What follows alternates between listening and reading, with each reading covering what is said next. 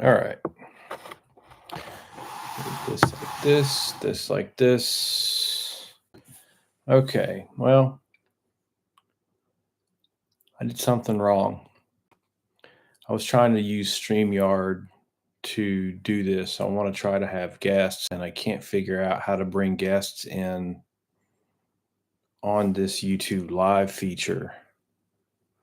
Hey, what's up, Frank, man? I'm Tattoo, what's up? Happy New Year, my friend. Welcome in, man. I'm glad you guys could join. I was mostly just trying to mess with StreamYard and trying to like link these things together. I'm pretty clueless as far as this stuff goes, man. And hey, welcome aboard, three folks, man. It's cool. And I'm failing on how to. I want to do kind of a more, I guess, like a podcast format. And I think the only way I'm going to be able to do it is go live like this and put this mic. This mic just plugs into this laptop. Between the two of us, use this camera and record on the same audio. I'm limited, boys.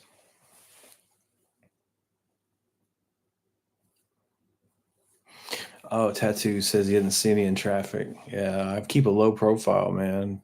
Gas costs too much. I try to just burn fuel in the boat. I've been slacking off on my fishing, man. I really have, and I get that way. It's because for so many years I had to go out to a boat and hook it up, and it wasn't necessarily a fishing boat. I mean, it was a fishing boat, but it was a converted fishing boat to like a treatment boat or sometimes electrofishing, which electrofishing is actually the reason why I'm trying to learn all this stuff because I got an electrofishing survey coming up on the pond this spring. Garrett, he has, look at me, double check on this Pinnacle Lake Management or something out in Texas. I need to verify all his stuff, but I want to talk to him. I want to bring another scientist in, go over top, go behind me, look over my shoulder, make sure I'm not messing anything up. Pretty sure I'm doing fine, but it'd be good advertising for his business too. He's a young man, hard charger out in the world. I am personally look forward to filming the electrofishing survey and not doing the electrofishing survey. I don't want to do that anymore. The shine wore off that chrome for me a long time ago.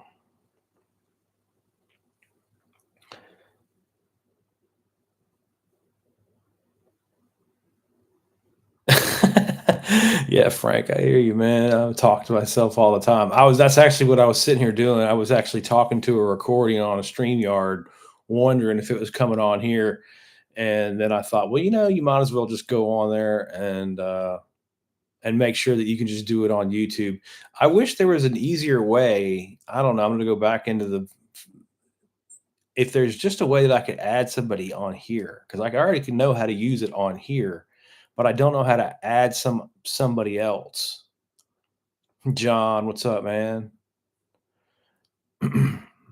Wednesday night's a good night. Maybe I should go live. Maybe I'll go live every day, man. Why not? We can just I'm getting close to getting paid too, getting a lot of hours and a lot of visibility. It's been awesome. Appreciate you guys sharing all this stuff, and whatever you've been doing has been helping out for certain. But I don't know, man. I'm over here like pushing buttons. It says manage. What's that button mean? No, you can't. Because I don't have access to this feature. I don't have access. So I'm all locked out of these. Pop out dashboard. I don't know what that means. Share. I don't know. I just want to be able to add another person in, like a Zoom meeting or something that I can talk. There's nobody there. So you just pretend somebody was there. That'd be better. Sometimes. Maybe not all the time. Sometimes. No, I got some cool people that I want to talk to, man. Cool podcasts coming up too. Be doing some new podcasts and stuff. looking forward to doing those. I'm talking to several people about podcasting again. So those podcasts are funny. They run in streaks. It's like about the time you think you're never going to be on another one, and then you're on like 5 more. They're weird. But they're pretty fun. I enjoy doing the podcast, and I actually really enjoy doing this. Brown Bait, what's up, boy? What you doing? I was just talking about being slack and failing at StreamYard.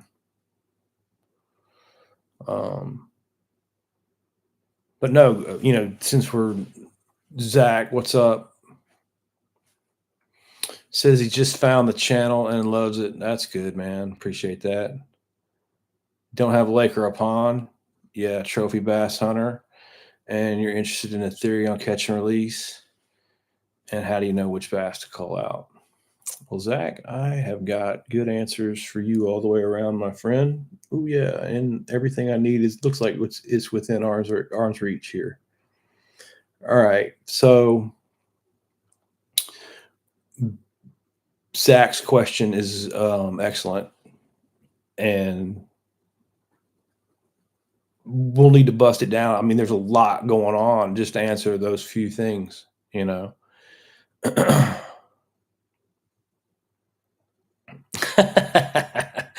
I got my cheering section led by Frank, he's making me work. Yes, sir, he is making me work. All right, so let me read that again. Let me get the right frame of mind, and then we're going to tackle every bit of that because that's beautiful. We can do an hour just on Zach's question right there. So he just found the channel. He loves it, and thank you again for that. Doesn't have a lake, but you trophy bass fish. You're interested in theory and catch and release, and which bass to call. All right. So I guess the first place we could start is our real-time project. Check out on the playlist. It'll say Sugar Hill Outdoors. That is a pond that I stocked last year. The bass went in last year in May 22nd. And we're tracking the growth of bass in an ideal situation with ideal forage kind of situation in real time. And so it's been, I don't know, maybe 20 months or so. I have to do the math real quick, but I can't. On like a real-time project on how to grow bass. And actually it's a genetics project too, because we have Florida bass and northern bass pit tags so we can tell them apart and in the same pond. So it's kind of like showing some things that I've seen with genetics between those two. They're actually two different species of fish now. The fisheries people change that, but they used to be considered subspecies, but now they're different species, northern and Florida. Anyway, so when you stock a bass, right, the length that it grows, that you usually get like 13 inches in a good situation, like in the situation we just had. We got to 13 inches in a year. That's pretty normal, 12, 13, 14, even sometimes. It depends on the genetics. Sometimes done perfect in 12 months, you'll get them out past 15 and a quarter, maybe even 15 and a half inches in a 12-month period on a new pond, stocked perfectly and done exactly right. There's a lot of like caveats there. Lakes will exhibit the same type of growth when they're stocked new as well. And the stock new is the interesting part that most people don't understand, is the new lakes grow fish much faster than older lakes. When they're stocked new and stocked right, there's no faster growth. So we know just from stocking a lot of ponds and managing a lot of ponds and all the research on ponds, we know what a bass should weigh at 12 inches when it's eating right and kind of healthy, right? So if we know it takes, we know we're going to get a bass between 12 and 14 inches in year one, it's not going to grow another foot in year two. They don't grow that fast. So we're at the end of the second growing season now. And our the biggest bass are 17 inches, just over 17 inches long now. So they've had 2 growing seasons. Now, the other gauge that you have to consider is how fat they are, right? Because length, they grow about that fast. That's about as fast as you're going to get length on a bass. So how big around are they? Or what is their weight relative to something, right? And what's relative to is a standard weight. So what science has kind of developed for us is like, when you go to the doctor and there's that chart on the wall, like mine is like, I'm like about 6 feet tall. So you look at it and it says, if you're 185 pounds, you're the correct weight. And I'm like 208 pounds. So I'm fat. And then, like, 230 says you're obese or whatever. That's a BMI chart. So we have charts like that for fish, and I actually have them on these stickers. I make them. Um, there's a it's linked on my shop store, is linked on my Instagram page. They're like $7. So, like I said, that first year we know we get fish to about, say, 13 inches. All right. So the 13-inch fish and the 1.1 pound is the standard weight of a 13-inch fish. So, like I said, right now our fish in real time are sitting out at 17 inches, and the standard weight for a 17-inch bass is 2.7. It's as fast as you're going to get a fish to grow. 17 inches is 2 growing seasons. But now, how fat is it? Well, our fish was a little over 17, but it was 4.1 pounds, not 2.7 pounds. So it's incredibly fat for its length. Its weight relative to the standard is much higher. Okay, so our goal as pond managers is to make sure our bass are at these weights or over these weights.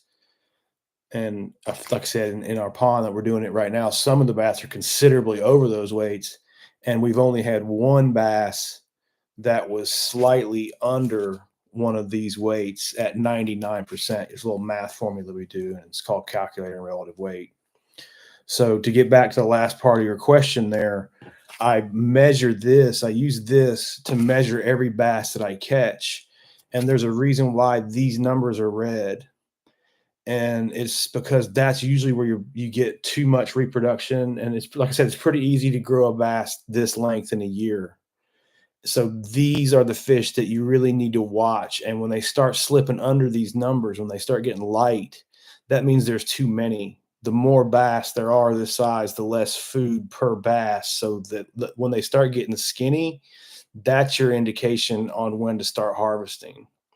And usually, like, just based on a lot of experience, just kind of treat these bass like your enemy. Anything 1 pound. Once they go past like 16 inches, so they're like 2 pounds, they're cool. Like, catch and release them. But if it's my pond that I'm managing and it's 1.0 pounds to 1.9 pounds, those bass don't go back. And as a general rule of thumb, you pretty much can't go wrong doing that. But it provided you stocked it right, like we said initially, and there's not like crazy things going on. People really overstock their ponds and kind of mess them up that way. But Zach, that was a really good question, and I hope that helps you kind of clear that up. And I know it's kind of a lot, and you gotta kind of assume these numbers are correct, and they are. I can promise you, like, I've done this a million times. Science is dead on right. So another way that I can use this outside of pond management, the way I just described it, where I'm tracking the growth of fish and I'm using that growth. Like, when my owner catches his fish and he goes, okay, that was a 17 and it was 3.8 pounds, say. Well, he knows the fish is a pound heavier than standard weight, and he knows his fish is growing great. He knows he's on the right track. But you can use the same information on public lakes, right? If you understand these numbers, because where bass grow good, they all usually grow good, every single size, right? So if I pull up on a new lake and I catch a 14-inch bass that's 2 pounds, and I know the standard weight is 1.5, and I'm like, all right, that gives me information. And then I catch one a little while later that's 17 inches and it's 3.1 instead of 2.7. All right, now I've gained some more information. And when you start seeing, it doesn't even really matter where the fish are. When you see various sizes of fish and their numbers are at or slightly over those numbers as far as their weights go, you're fishing in a place that's growing real good fish. Then the opposite is also true, where you're catching bass that are, say, out here at 17, and it weighs 2 pounds at 17. All right, that's also giving you information, and it's not good information. They're going on the wrong side of the, I don't want to call it an average. That's not really right. A standard. They're on the wrong side of the standard, on the lower side of the standard. And a lot of things can happen, fish population balance wise, that create that, where the forage is lacking for certain species of fish, even bass. All right, so let's let that marinate. I know the chat bar has been going, and I've noticed that I'm getting practice doing this. I appreciate you guys watching and asking questions. But I don't watch the chat bar because it breaks my train of thought. And that was a really good question. So I wanted to complete my train of thought. So let's go back through and look for any questions.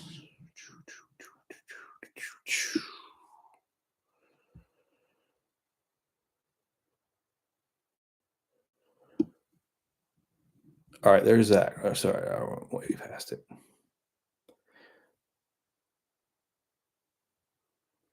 Internet's sucking for Brown. Yeah, man. Sometimes the internet's of questionable character around here as well. Shady business, man.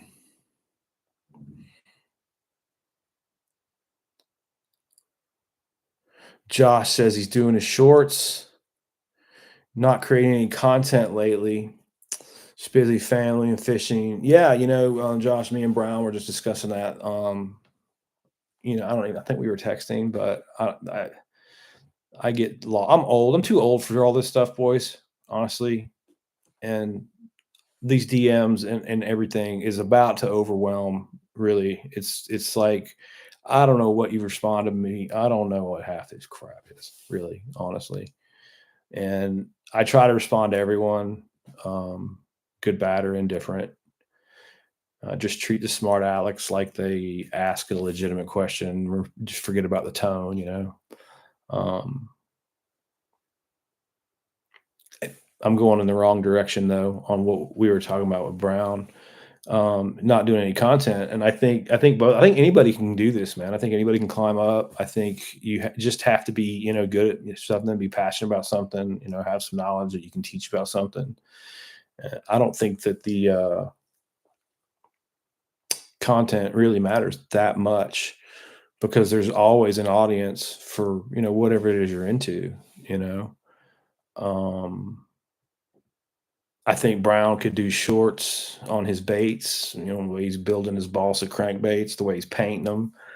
I think the bait building, painting, the whole process of that is pretty fascinating, especially when you start messing with different wood and, talk about like how it floats, do some pool stuff, so you can see how the balsa changes from wood to wood, and how things react, and even sound too. I like wood lures underwater. Like, there was a time, I might as well tell fish stories, man.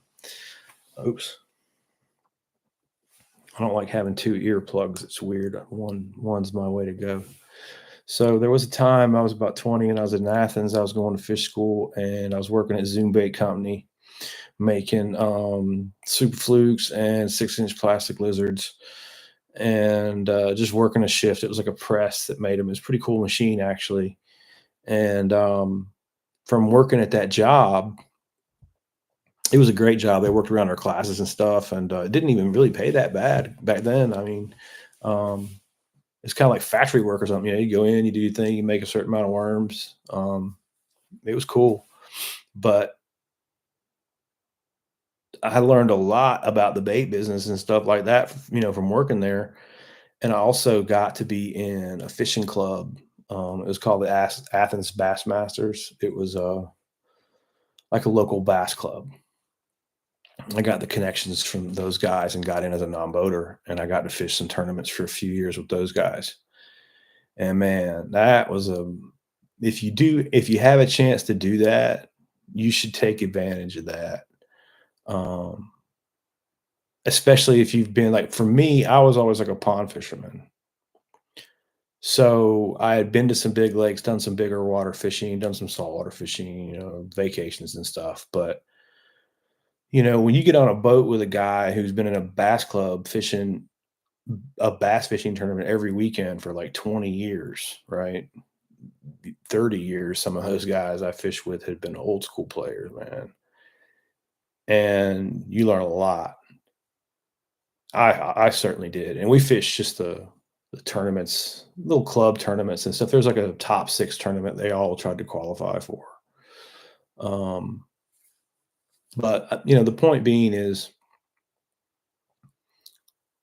any experience like that, anything that you go and learn and get better at, whether it's lure making, fishing, in our case here, pond management, bass growth, growing fish in real time, discussing how it's all working. I'm very fortunate in that my content always changes every year. Like there'll never be another Sugar Hill Outdoors year 3. We're going into it starting the growing season will start probably in March or April, and there'll never be another one like it. And no matter how many ponds come on, they're all unique enough. They're all like there's all these little living organism kind of places, that have kind of their own personalities, really. And any ponds that we add to the page, I think just makes it more entertaining. um, and maybe you don't have ponds, that you can use that way. Like I can use ponds and with that work experience, but just take something that you have that kind of access to and use it. Anybody can do this, I think. Consistency every day on those shorts. Go heavy on the shorts. Um, I ran up 1 million views pretty fast. 46 days, 48 days, just posting one every day.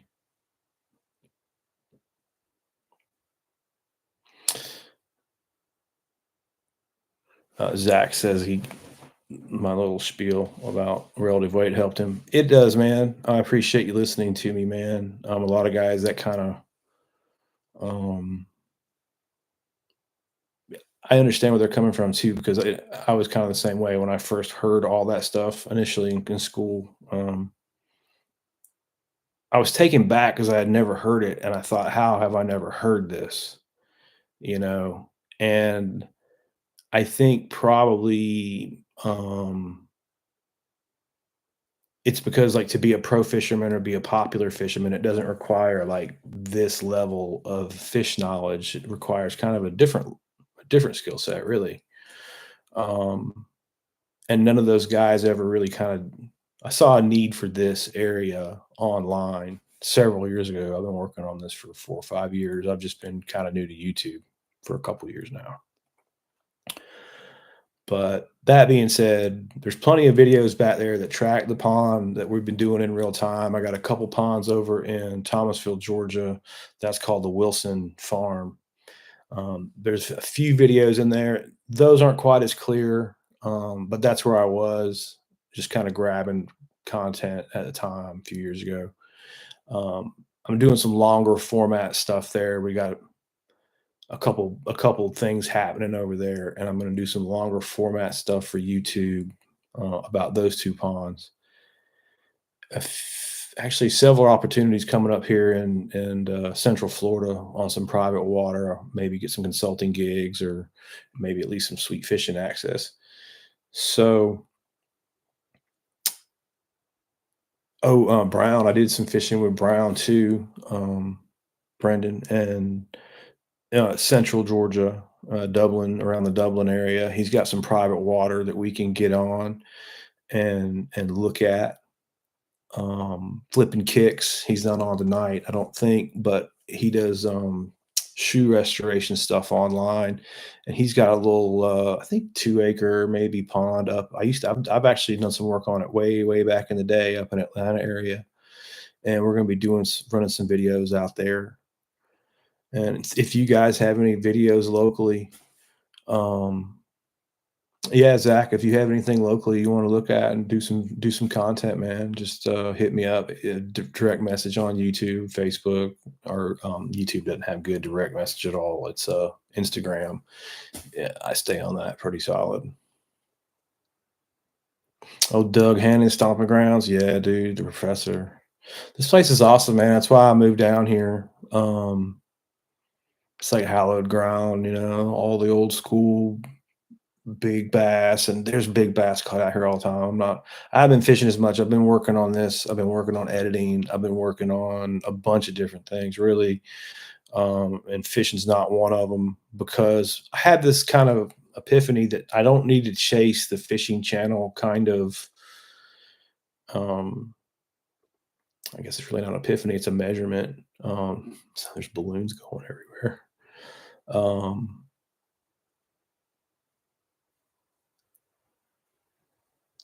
I guess let's put it this way.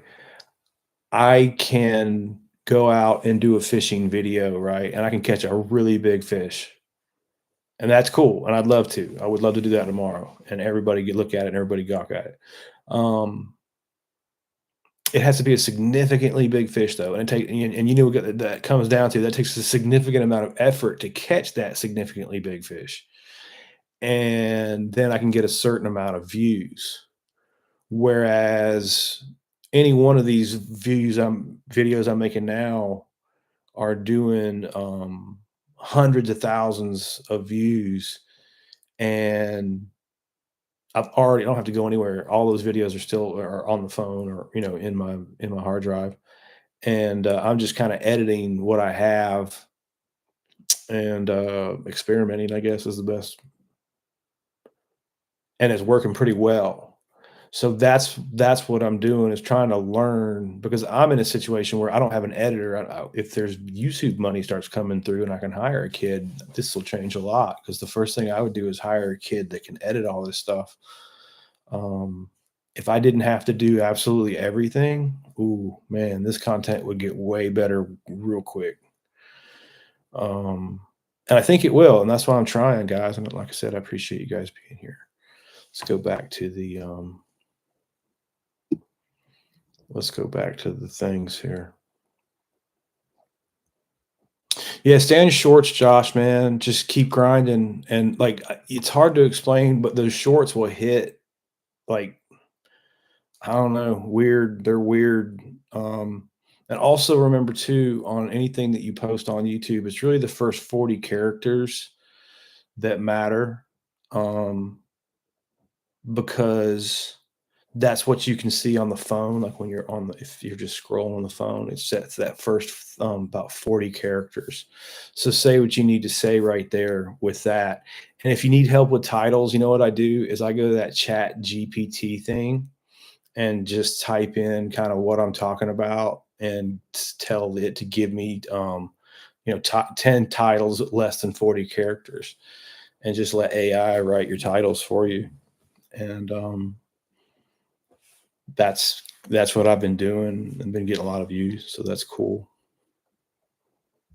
Hey, Pete's back. What's up, Pete? Good to see you, brother.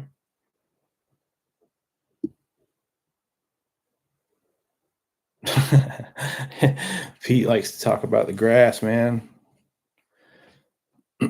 I guess we have to be careful on how we term grass.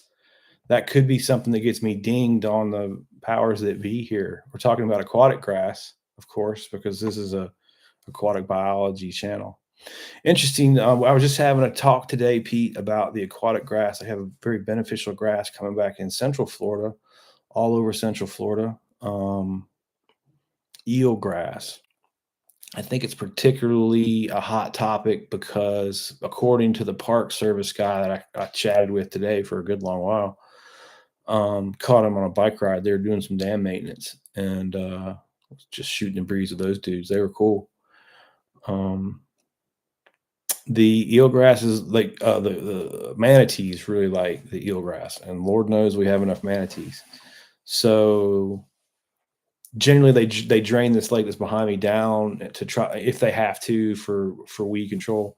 But in this case, in this winter, they're not actually doing any weed control. They're encouraging that eelgrass to come back.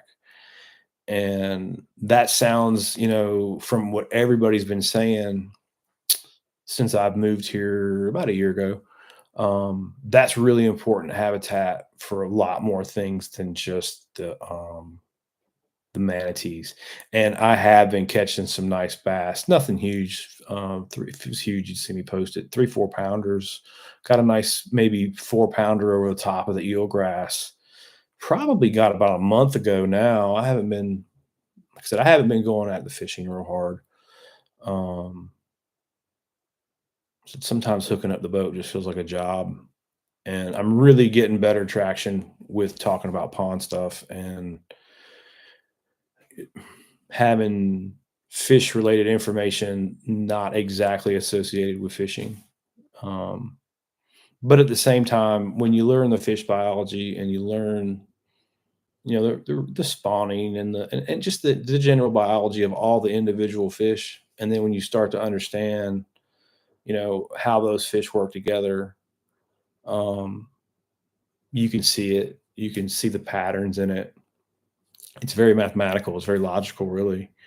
It's just kind of a weird logic, like math.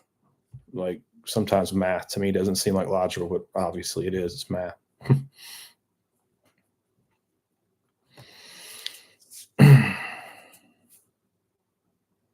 Let me read through here. Oh yeah, so we're back to off the grass. Yeah, so like I said, I have been catching some nice fish off the eelgrass, man. I understand where you're coming from. Um, History. Yeah, man. Fisheries biology is weird, man, and it's like, I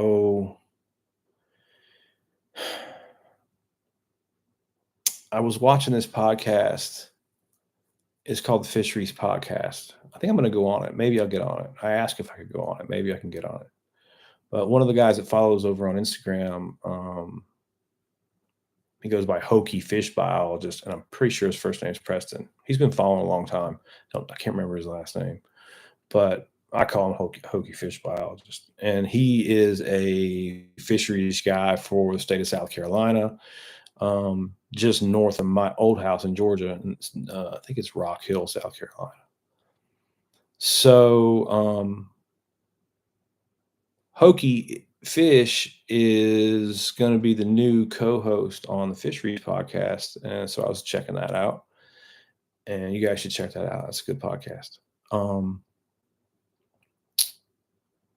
And he was talking about his master's thesis project. And if you guys don't understand what that means, because I certainly didn't until I was in like science, college. You can go to college, get a 4-year degree, right? And then you got a bachelor of science in whatever. Mine's in fisheries. If you stay a couple extra years and do this extra thesis, which is just a bunch of research, you write a paper about it, and then you have to defend it, which means go in front of a group of people who question you about all the stuff that you measured, and you have to kind of get tested that way verbally and a trial by fire kind of thing with a panel of PhDs. Then they give you a thing called a master's degree. So that's what Preston was doing, was getting his master's degree. But the interesting thing is what he did it on. And what he did it on was he had a 40-acre and a 20-acre lake. And both of them were crowded with bass populations, kind of due to catch and release. And it goes back to Zach's question earlier about how I stand on catch and release. So I believe in releasing them when they're growing good, and I believe in harvest them when they need harvest. I believe you need to measure, based on our tape to answer that question shortly. But so Preston did his fish biologist degree on what happened when he took bass out of those, how many bass he took out, measured those, and he used an electrofishing boat, like a taser boat, and stunned them out, got all the fish out at once that way, which is a significant amount more work on 40 acres of water than people realize. That's one thing I like to talk to him about. That's kind of why I want to split this screen. I like to talk to him live on here about it. But what he found was that on his first initial run. I guess to summarize quickly, what he found was a lot of things I've seen before. And so what he found was the 40-acre lake, the bass were skinny. They were lighter than these numbers, but there was a diversity of size out to 20 inches. They were just skinny. But you had fish kind of out to a decent size. And he harvested bass out of that lake. And then he went back, sucked for 2 more years and measured them. And actually, I think he harvested bass every time he went as well. And he noticed a rapid recovery in the health and the size and of the bass in that 40-acre lake by taking some bass out. They jumped up and they grew real quickly.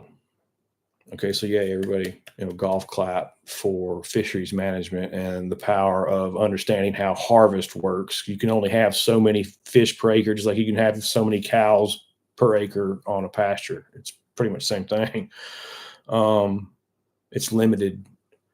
So it worked great and he got great results. Well, the 20-acre lake down the street, it was also stunted with fish, but it was stunted longer. And how you know it was stunted longer is the fish were smaller and they were all closer to the same size, like 10 to 12 and a half inches, or in like a 2-inch size gap, and all down here on these numbers.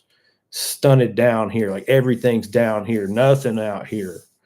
All right, so what happens is you need bass 16 inches or larger to eat these bass. So when you got a pond full of these bass, you don't have very many of these, because if you had very many of these, you wouldn't have so many of these. It's like a seesaw. It's one or the other, right? So what happened was he went in, he took all those 12-inch bass out of there, and he's like, oh my God, look at all the 12 or 13s or whatever that little slot they were in. He hammers them, gets them out of there, takes them out, removes them from the 20-acre pond. And since it is 20 acres, it is actually significantly easier to harvest enough out of 20 acres. That's a more manageable. 40 acres that he harvests that's getting big even for an electrofishing boat. Anyway, he found the opposite to be true in the 20-acre pond. He took the fish out and they didn't get bigger at all. Actually, most of them got smaller. They got worse. He had to pull them all again, keep it all going. So the moral of the story is not that harvesting bass works 50% of the time, right? The moral of the story is how far you let those bass slip back into that stunted state dictates how long you'll have to correct that, if you can at all. And I tell people all the time when they start a pond, just like the one we're doing live here, it's called Sugar Hill Outdoors, and it's got a whole playlist. We've been doing it live, and we got in 17, 18 months, we had a bass over 4 pounds, a couple of them actually. Pond's looking and doing great. So I prefer to talk about things that I'm doing in real time, not like hypothetical, like book ideas. Let's keep it on topic in that we're doing this in real time. And right now we really have 4-pound bass in 2 growing seasons on bluegill only. It's the only forage that we have, because ponds are not lakes and they shouldn't be stocked like lakes. And you don't want a whole big diverse forage base in a pond. Bluegill only is actually really good.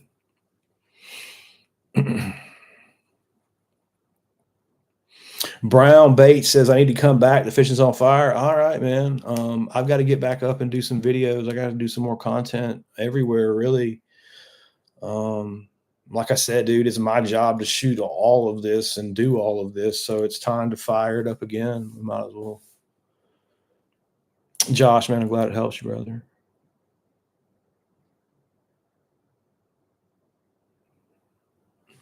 Pete, man, I don't know what you're talking about grass Nazis for, because I do a pretty good job maintaining the ponds that I do have with enough, natural habitat like that doesn't overgrow or cause problems in fish health.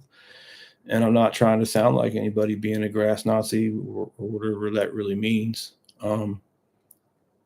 I'm just trying to enlighten people on the opposite situation. As you can't, if you let the grass grow, it'll kill all the fish. They're not doing treatments or harvesting or whatever aquatic weed problems they may have, um, just because. There's a reason why those programs are in place, and it's because you want to keep the fish alive. It's kind of our job as stewards of the environment to keep the fish population alive, and one way to kill it is to let the grass overgrow. So that's, I guess, the best way that I can put it. And I don't know, that's something that I mean, maybe I don't get across articulately enough.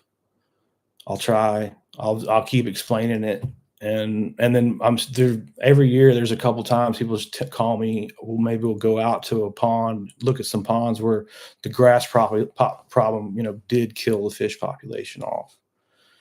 And again, look at it from some like real life experiences, that I've had for years and years. But I don't know, man. I don't want you to be mad or have to say things like that. I'm just trying to teach people, what I learned about it on my job. Hey, Will, he says he's going to school in Fort Myers marine science. Cool. And interested in fisheries of inshore ecosystems. Cool. Knowledge or advice? Yeah, man. I just worked on ponds, primarily homeowner associations, golf courses, apartment complexes, those type of places where I grew up and where I got, where I did my work around Atlanta, were the places you can make money. Florida's completely different. There's a lot of different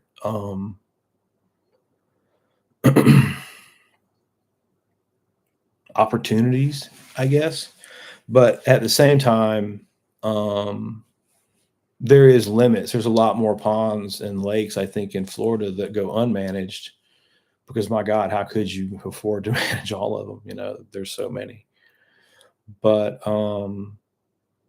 yeah, I would look around. There's plenty of lake management companies in Florida, but again, most of those guys too, they do make a living trying to keep aquatic vegetation from choking us to death. It does do a very good job of overgrowing.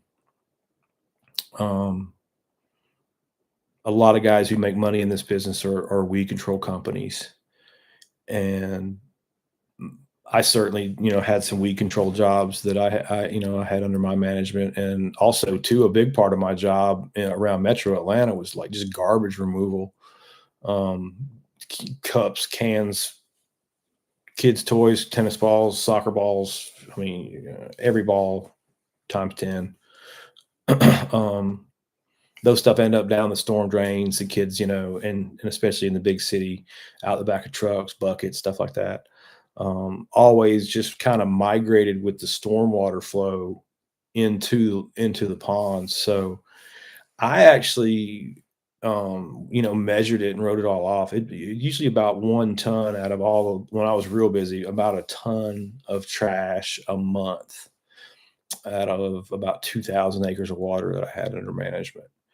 So that was, a good two, 3 trips to the dump every month, completely loaded with lake trash, and that was part of it. But it paid.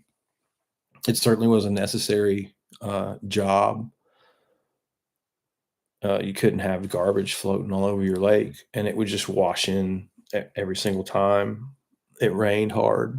Um, it's crazy too, like how long it takes trash to migrate. I would pick up cans not even that long ago, 10 years ago, that still had pop top, like a pop top aluminum can. I don't know if you guys even know what those are, but they were gone in the 80s, I think. I'd pick them up, real old stuff like that, just that took that long to come down the stream and finally make its way into the stormwater retention ponds. And that's what Atlanta mostly was stormwater retention systems. There's always the irrigation or erosion control problems in Atlanta and in Georgia period for 300 years. They had terrible forestry practices that wiped out the topsoil in Georgia. That's why it's all red clay there now.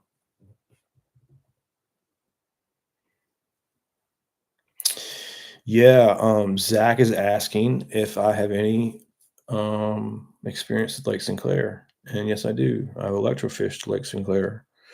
I have fished Lake Sinclair.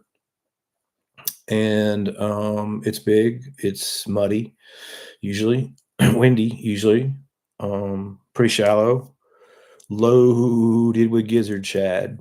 And I mean loaded with gizzard shad. Other forms of shad too, dread fins.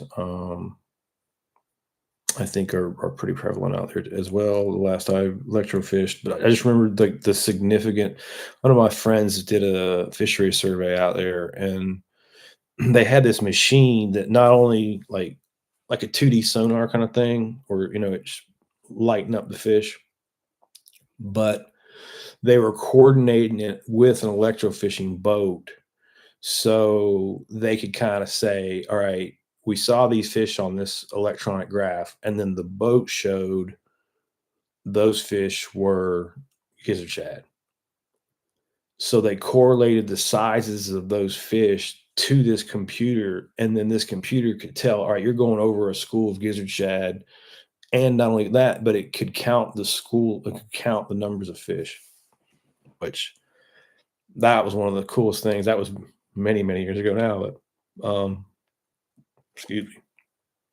That was one of the coolest things I'd ever heard, man. I had never, imagined anything. My buddy was a great scientist, man. His name was Tony Dodd. He's not dead or nothing. I hadn't talked to him in a long time. Tony's out there somewhere, being an awesome scientist somewhere, power company, I think.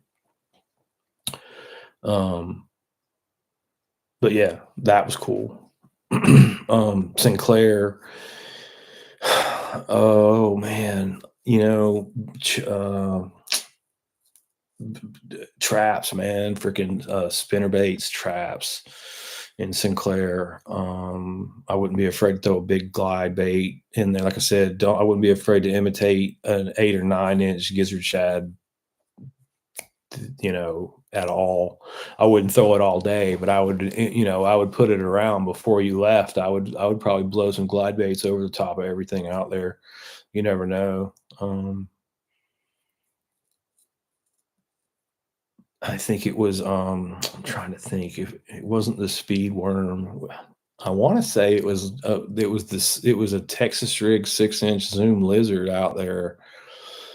We did well on once.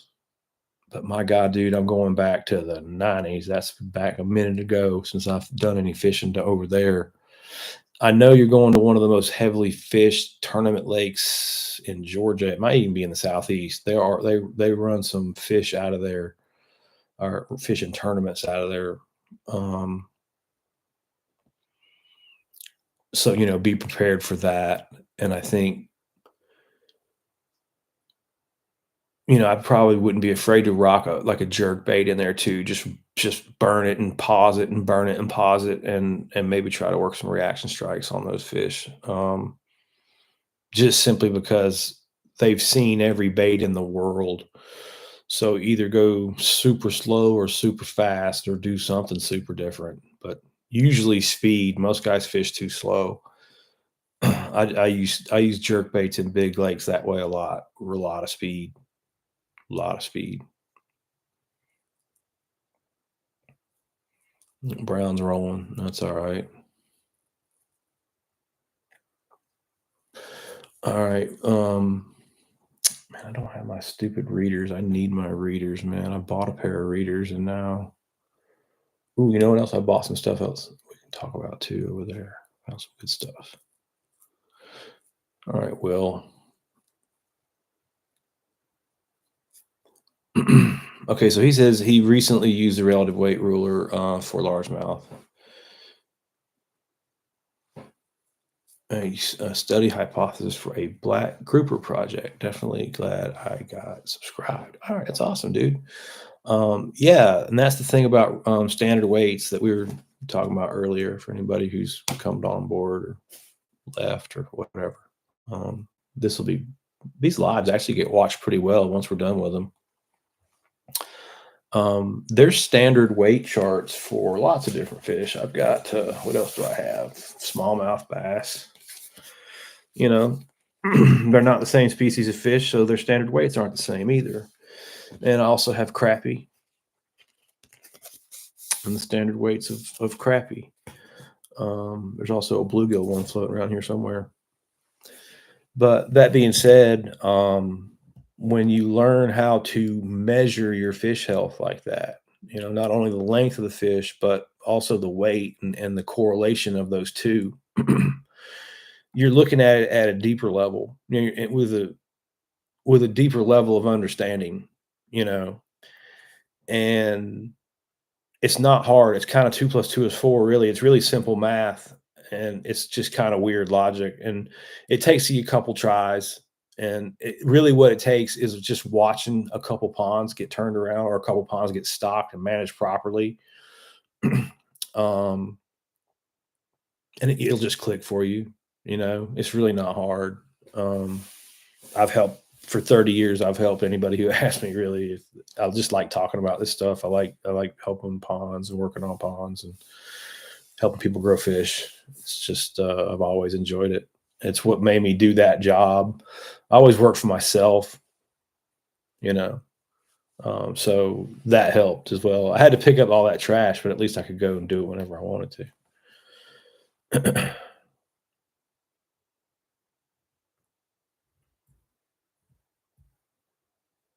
Yeah, Josh, man, I hope that helps your YouTube journey, brother. I think people treat information funny, and it could be fishing information, it could be YouTube information, photography. I've got a camera right there. I like to do some photography. It's that information. Fly fishing. I've noticed it in fly fishing. I do some of that. That very guarded about the information that they have. They don't reveal a lot. Where I'm kind of the opposite. I kind of tell you where it went good and where it went bad for me. I don't care.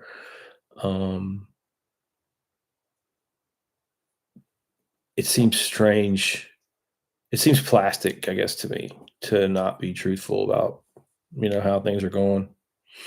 And if I could tell you, hey, I did this and it worked, or did that and it didn't, man, I hope it helps. It's the idea of this whole thing is to help each other, I thought. Big Malone, what's up? Man, I should have got a glass of water. My voice gets all.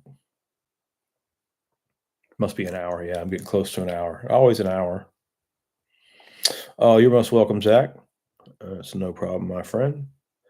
Oh, yeah, I was going to talk about this. If you guys didn't tune in last week, I got my bag of goods from G-Crack. I should have worn my G-Crack hat. I got my Tackle Talk hat on now. I like it. Like can't do it. Look what I found, though, boys. Look at this bad boy right here.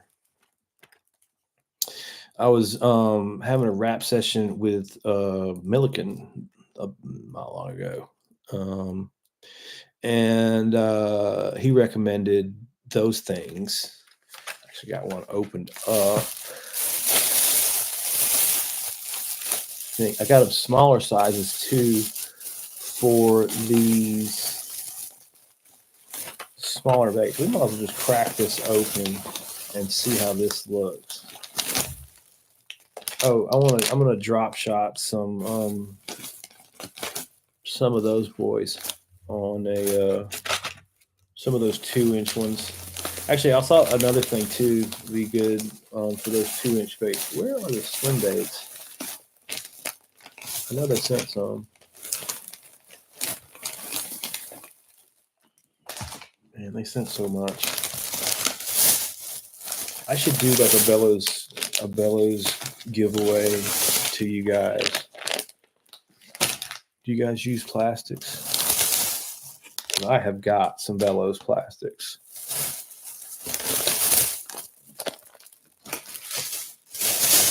I'll never fish with this many. They were more than kind. All right, there's a big one I rigged up on that 6 cents hook.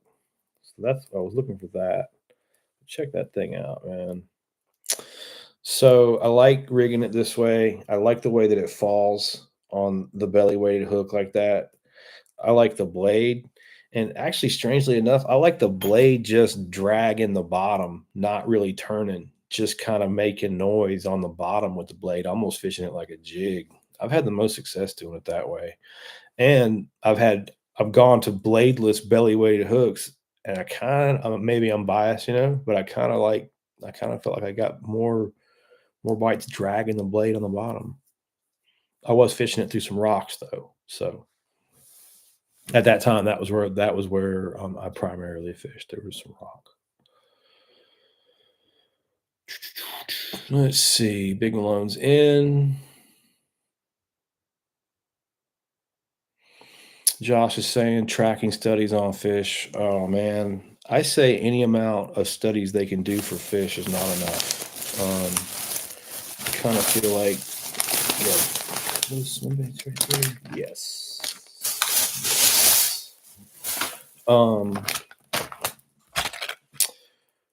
It's not a huge, it's not a huge industry, really. I mean, if you look at fishing and as a whole, as like all the dollars spent, yeah, there's a lot of money going there. But when you look at like, you got to take like the lure companies out because there is, I think, a tax on the outdoor equipment that does go back into um, fishing management. So there's a additional tax revenue.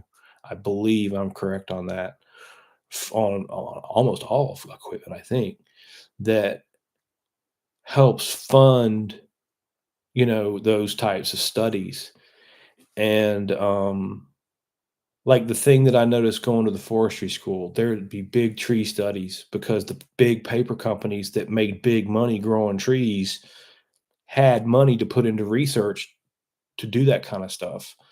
And lure companies don't put that kind of like big money into academic fisheries studies because that doesn't add to their bottom line. You see, there's no correlation for fisheries and like corporate profits like there is for other industries. And so fisheries kind of, I don't know what's the term, like the redheaded stepchild or something, the kind of attached to the back of the wildlife program. We're always in the rear with the gear, with the lowest amount. You're patching stuff together back there.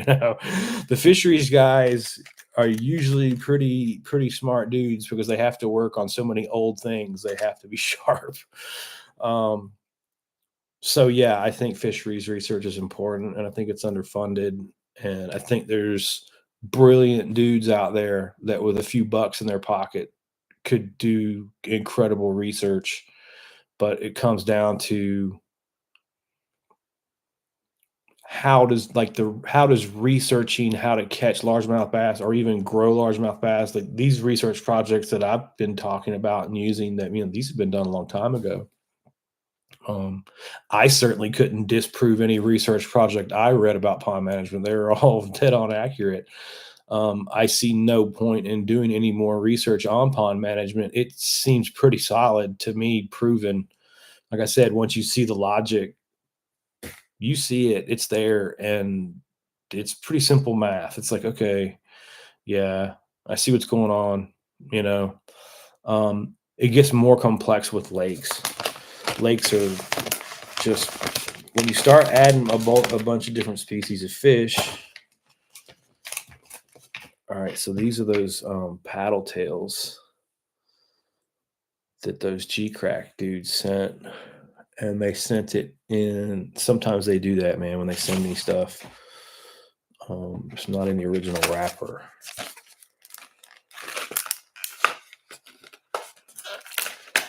Let's see. So I'm cracking open the 6 Sense Fishing. Shout out Milliken. He's a cool dude, man. I've enjoyed rapping with him. He's got some ponds. A few ponds that she's talking about. Milliken's a good kid, though. I like him. Straight shooter.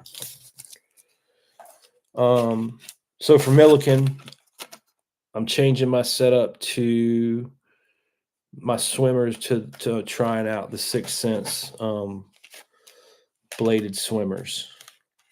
in honor of Milliken, because he's always got 6 cents on. I think he's got a piece of that action. So we'll support him in 6 cents, because Lord knows if you guys have been following here a long time, you'd have to scroll back through my feed pretty far. I haven't done any posts on that. Like I said, on fishing posts, I've been a little lax. Man, that Black Magic, there was the Crush 75 square, flat-sided square bill by 6 cents, and the Black Magic, just a black crankbait. It's a flat black, I think, with either blue or white kind of squiggles. Maybe blue. I can't remember, but it's black mostly a flat black. Man, that Black Magic color is dome. I want to run it around out here. Actually, I need to dig it out. I always did real good on that black color in ponds and lakes and rivers. So shout out to 6 cents, man. Those dudes are cool. Talk to that dude on DM too from time to time from 6 cents.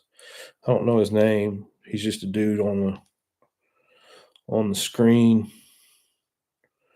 He's a cool guy. All right, so with all my G-Crack baits, go with the screw lock. This is the 6 cents one, as stated. And a 4/0.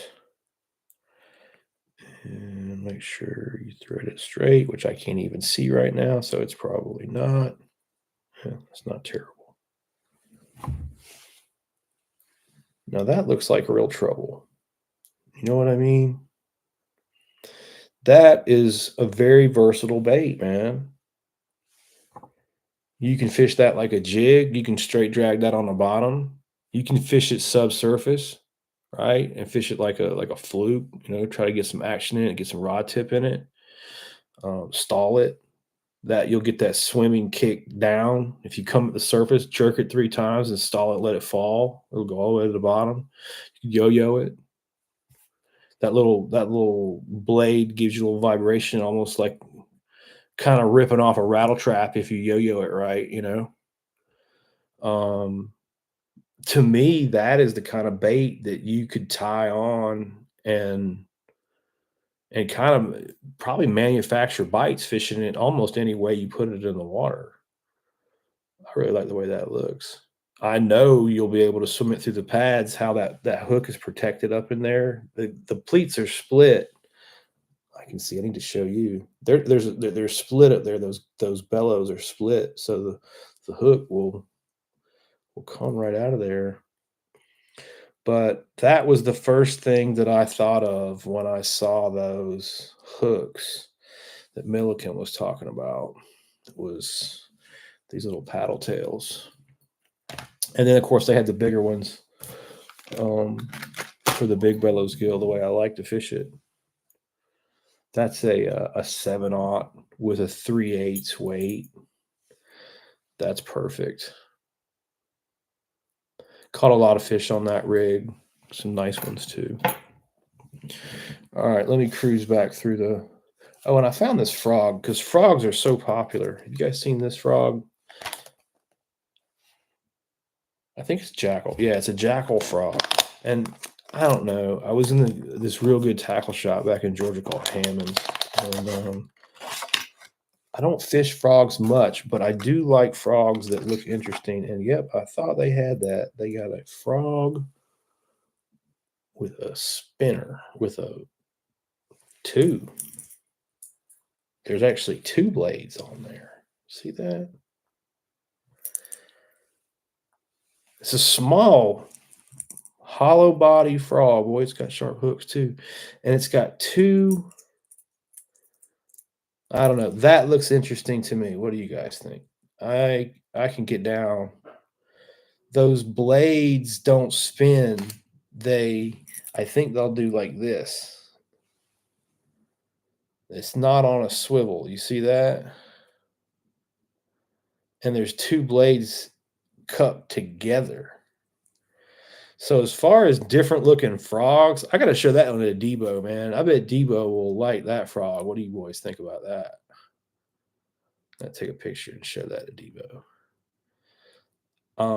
I just like the idea of the flash, and I like the black, and I like the head with that, with where you can see the head, especially for my old eyes. That's really good, man. That one jumped out at me. So maybe, I don't know. We'll see if it'll catch a fish. I think frog fishing in Florida is the best place I've ever seen frog fishing. I'm not a big frog fishing fan, but I've become it since I moved here. It's really kind of fun. You're most welcome, Zach. Although I think I already said that. I'm going back too far on the feed again. Go to the Dollar Tree.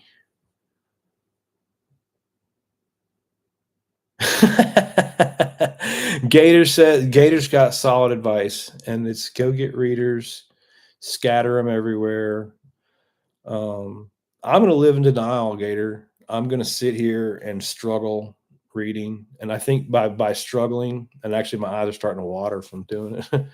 But I'm thinking like I'm like maxing out on a workout. Maybe my eyes will toughen up and get better. It's probably not how that works. But Big Malone says the 2.0 bellows and the drop shots are, yes, solid. So, I thought about this too, man, because I do a lot of around here. There's mats, there's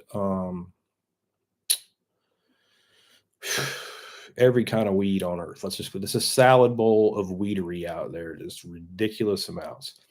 So sometimes your fishing is almost restricted to like a vertical fall pattern. Like sometimes it's like punching, and they'll have like a 1 ounce or 2 ounce weight, kind of like a Texas rig that'll punch through the mat, and you kind of throw it into holes, and you let the baits fall through. That's good to do because I think so many people are at the edge of the mat not doing that kind of work that the bass on the edges of the mats get a little bit leery. But I thought about doing like a drop, like take this bait, for example, right? Like I said, this bait will work perfectly fine on the bottom as a jig, in any way, shape, or form. You can catch a fish on that. It doesn't really matter how you fish it. So if I came up from there with like a circle hook, maybe 8-10 inches above, and before I tie this bait on, tie in a small circle. I think I bought one. I was going to try it on a Palomar knot, and leave a long tag in. Yeah, something like this. Like a number 1 circle. So it comes down, and then I leave a tag end off that circle or off that Palomar knot, and then just tie another, tie this on, and then nose hook that 2-inch above that, and have 2 baits that I could then pitch to the outside edges of these mats. And when they fall, I'll have 2 baits fall. This is just a fly fishing rig, really, just a double nymph rig for fly fishing. But I thought, if you had that 2-inch bellows gill, leading this at the surface too, that kind of puts a different chasing action profile. Put that at the surface, and it maybe it'll draw a strike. I don't know, man. Maybe not. It's just what I was thinking about. Something I was going to try.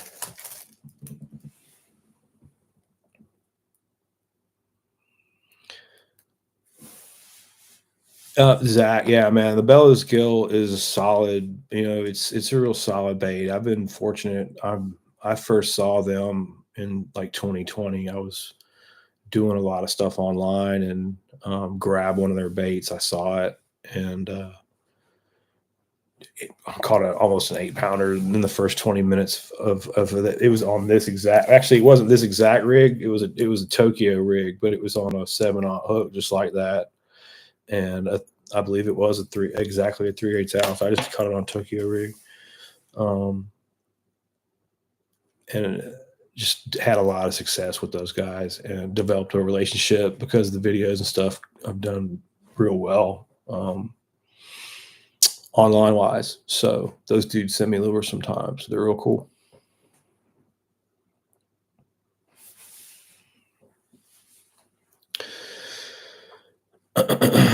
Sure, Josh, you're welcome, man. Eelgrass, isn't that found in the rivers? Yeah, I believe you're right, my friend. It's certainly found in the lake here, and it's certainly found in St. John's River, which is where this lake drains into. It goes back into what's called the Ocklawaha, but it's just maybe, I think it's maybe 6 or 7 miles down. All that water turns to the St. John's. St. John's is a cool river, man. I've enjoyed hanging around it. I'm going to do some.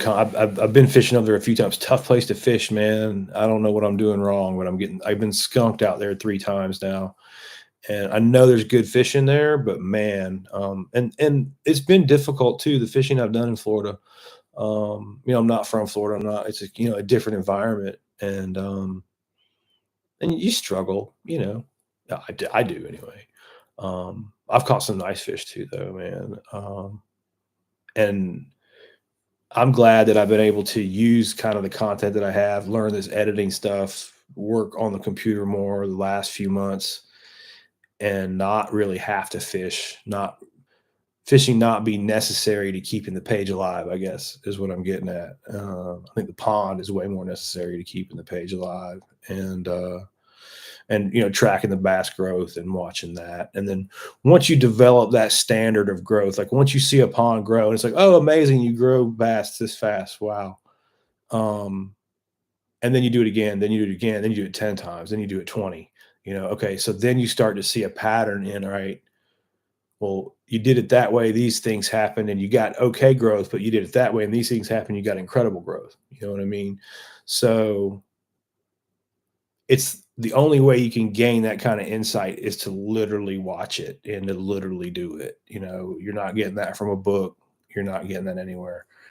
And the way it's lining up, we're going to have a lot of opportunities to show a lot of different ponds on here. And that's going to be cool because it's really interesting, man. I've always loved doing it and I've always loved talking about it. And, we're going to keep doing it. It's fun. Big Malone says he doesn't have confidence in the frog. I'm with you on that one, Big Malone. I'm with you on that one. But I'm telling you, Frogzilla lives down at the bottom of the hill, and all his cousins and them, his mama, all of them. The frog population down here is on another level. Like, you would seriously be like an idiot. And I want a frog this big. This is what I want. If I designed if somebody came to me and said, Shan, design me a thing, I want the biggest frog. I want to fish it right down there. Just a giant frog, like as big as a shoe. Because they're that big. So it'd be like, swim bait frog. Just the biggest frog.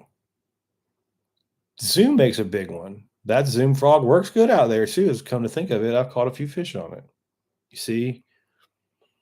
Man, somebody will probably steal that and make $80 million and retire. I'm a huge frog. I'll still be here doing this. That's all right. This is cool anyway.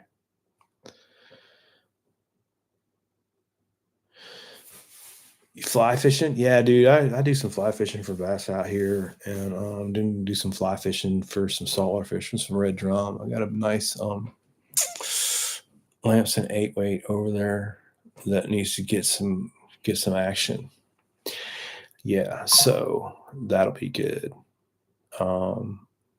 It's awesome living right here in Central Florida because there's good bass fishing right there. And then where I'm at, it's really not even an hour to the Atlantic coast. It's probably about 2 hours over to Crystal River, man. Crystal River is freaking awesome over there, man. There's some awesome fish over there.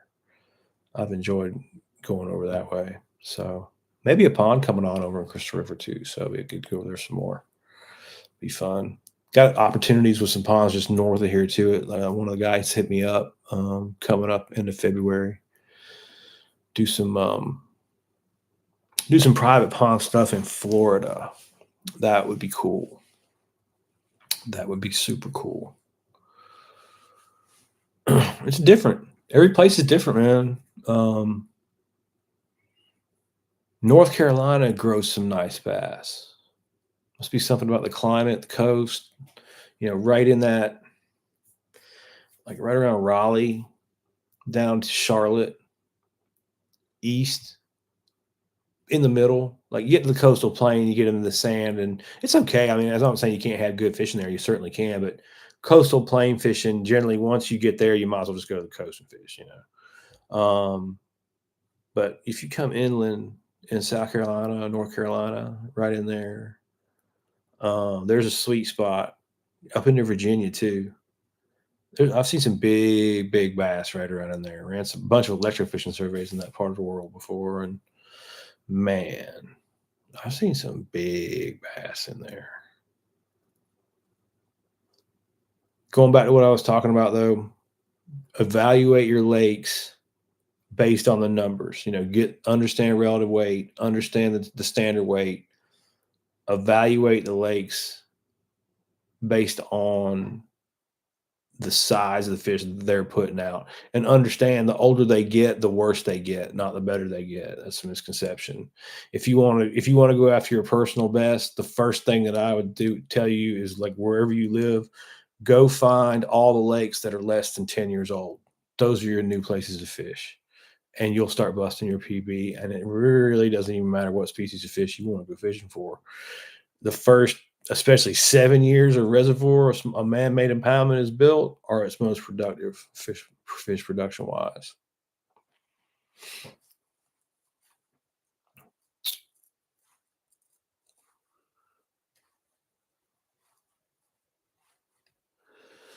Yeah, Malone, I think that is a interesting frog.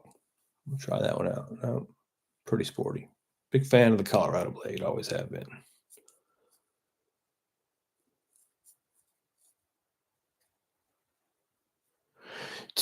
Good question, Big Malone. So Big Malone coming through with a good question. Let's read it here. I just lost it. Oh no, I got it again.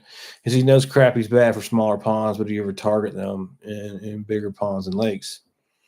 So yeah, let's just go straight to keep it on topic. Actually, this is going pretty well as far as we talked about Hokey fish biologist in his projects where he was harvesting bass, right? And one lake he harvested some bass, and it just almost immediately fixed it. And the other lake he harvested some bass didn't do none, right?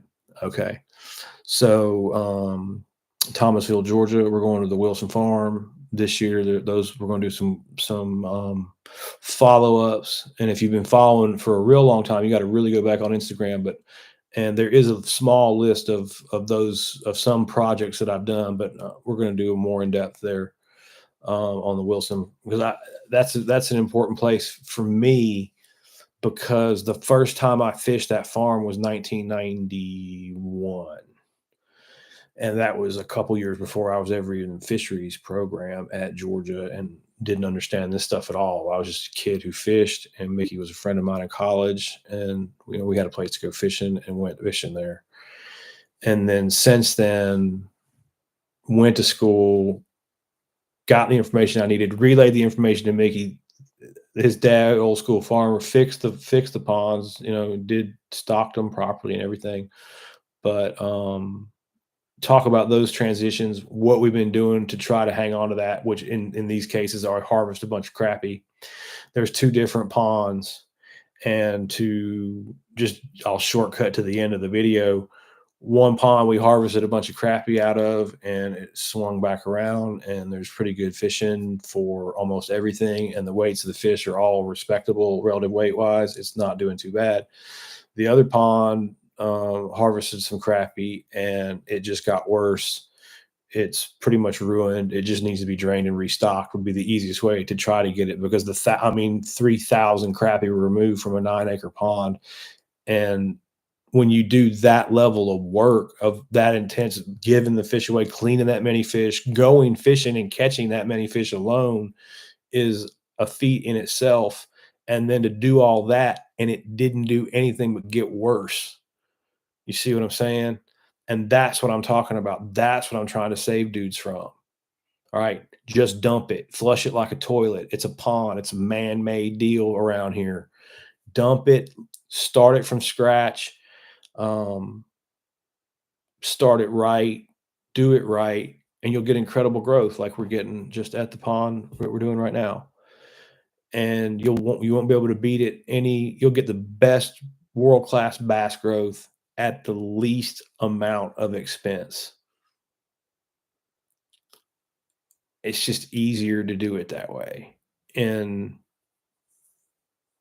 many levels. Like, and we could bust it down, but we need another 10 hours of all the ways it saves money. But again, if you just trust the guys who've done came before me, and it's my opinion too, I've been doing it 30 years, just drain it and restock it. Cost you a few grand. I think in a 2.5 acre pond we stocked, and I think it was about $2,000. So, figure out like maybe $1,000 per acre. That might even be a little bit high, depending on where you get your fish, delivery fees and costs and things like that. But say if you had a 5 acre pond and you stock, you might have to spend 5,000. I think it's probably more like three, but figure in high $5,000 for world class fishing for the next 10 years, and pretty easy. It's pretty well on autopilot. The management isn't that bad when you start it right, and it can be very expensive over a 10-year period trying to stock different species of fish when you don't drain it and start it over, and things are kind of bouncing all over the place. One year you're doing one thing and the next year you're doing another thing. um I don't know, I just got a lot of experience with it, and unfortunately I've got a lot of experience in what not to do. 'Cause a lot of times dudes don't listen. But to finish up on Big Malone's question, when I do a crappy, yeah, crappier a target, kill them all, wipe them. And I mean, I've seen him mess up 200-acre lakes. I've seen him completely just displace, just huge spawns of them come on, and it's just like your bass are growing great. It's a brand new 200-acre lake. Like, oh, it's like a 4-year-old 200-acre lake. You're expecting these fantastic things out of it. You go out there and it's just like stalled. Like your bass, they're like at 90% relative weight, 85% relative weight, 88% relative weight. They're growing, they're doing okay, but they're not like what you would they're not doing what they're doing right now at Sugar Hill. Not even close. And you're like, what the crap, man? What's going on? And then go as soon as you see that, like as soon as you see that in your bass numbers, it's time to fire up the shocking boat in March and find and run it a couple times around the crappie spawn, because that's the easiest time to shock them up. And then little jokers can go invisible on you after about the summertime. Sometimes, like into the fall, you won't see any crappie in the later time of the year in your electrofishing surveys. They're way easier to catch in the spring, and it must be a behavior thing, like maybe like a schooling thing. But I have done plenty of shock surveys that I felt like once I got this information, just did it enough times, I knew it's like we didn't see any crappie today, but these fish are weighing like there's crappie in here. And then the next year you do it early in the spring. There's an immense crappie population that, by the way, I would take with the electrofishing boats, just go down their beds and remove, take them right off the beds, take a couple extra days to do jobs like that. Just harvest as many crappie as you possibly could from anywhere from 5 acre to 25, 30, 40 acre lakes, kind of a mixture and sizes like that. Some a little smaller, some a little bigger. It never did anything. Like it never changed the reproduction. It never changed the size of the crappie. It never stopped them. It never did anything measurable that I could find. You couldn't keep enough as far as I could tell. And we've seen the same thing at Mickey's pond here. And this spring, we're going to go crappie fishing out there and see if, after what's been done, is there any measurable difference in those fish? And if I had any money at all, I would bet all of it on no, there has not been any measurable difference. Zach says Lake Rousseau must fish list. Recommended orange. Yeah, dude, somebody caught a 16 out of orange. It does just like we were talking about, man. New lake effect. The lake drained and or the lake got there was a drought over there, was bad weather and crap. And I don't even know when it was. I was talking to the biologist about it though, and they almost lost orange. They thought it was going to dry up, but then it came back. So it's an older lake, but it's experiencing new lake effect in that those new systems, when they've been drained down, that's part of the reason why we recommend draining the pond. You drain it down and let the bottom get exposed to the air. And that's really good for the soil chemistry when you fill it back up. And that's one of the reasons why that, and the fact that the fish population is stocked and balanced properly, and there's a little more advantage for the bass in that first 7 years after it's been stocked. And they just grow incredibly. So you're seeing that out there. There's great bass fishing in Central Florida anyway, obviously, but Orange Lake is kind of experiencing a rebirth, if you will, and it'll stay that way probably. Oh, I don't know, probably 5 more years or so. It'll be really throwing off some tanks, and then you'll probably see it regress away from that. And those cycles are natural. There's nothing that anybody can do. There was nothing anybody could do that caused the drought that almost drained it, and there's nothing that anybody could do. That all they did was restock it properly. But it kind of falls back on our conversation we've been having about the pond. When you get it going right, you get incredible results. And they did it at Orange. That's a perfect example of actually a really good job of the Florida Department of Natural Resources saving a fishery that's now creating 16-pound fish. Hands up, clap. Let's golf, clap, golf, clap for those boys. Seriously, though, they deserve, like, everybody wants to drag the DNR. Those guys get no respect. And that's an incredible job to be throwing off fish that big. And they got them. We got them right here in Rodman too, right here behind the house. It's hard for me to leave here to go anyplace else. I don't know what's ringing, where the phone is. I'll worry about it later. But yeah, Orange is a place I will go because they are absolute units over there. Hydrilla Grass Lake, be ripping traps, and I think like chatterbaits, things like that, coming out of, getting that reaction strike out of the grass. Sounds to me, looks to me too, the best ideas over there. But there may be plenty of more experienced guys than me on that. Big Malone's asking how big is Sugar Hill. It is only a 2.5-acre pond. So, we have to be aware of our limits on 2.5 acres, and that's basically about 100 bass, or around 40 to 45 bass per acre. That's where you want your bass population to be to get good bass growth. You can go as low as about 38, 35 bass per acre. I find 40s, you catch the fish a little bit better, and they all seem to grow pretty good. If you do 50 bass per acre, that's okay, but you also have to harvest quicker. You really need to be keeping some fish, and you'd be having some fish fries at 50 bass per acre. The guys over the years, that's kind of the book rate knowledge. Like if you look up the book or pull up the thing, they recommend stocking 50 bass per acre on all the pamphlets. Again, kind of going back to fishery science. So what you have to realize is that pamphlet with that recommendation was probably made in the 50s, at a time when it was ludicrous to think that everybody would throw all the fish back, whereas now everybody throws all the fish back. People hardly keep any fish anymore. So I think that's kind of where the adjustment needs to lie in that. And I just noticed that stocking ponds and watching them grow, you stock 40 bass per acre, they grow faster.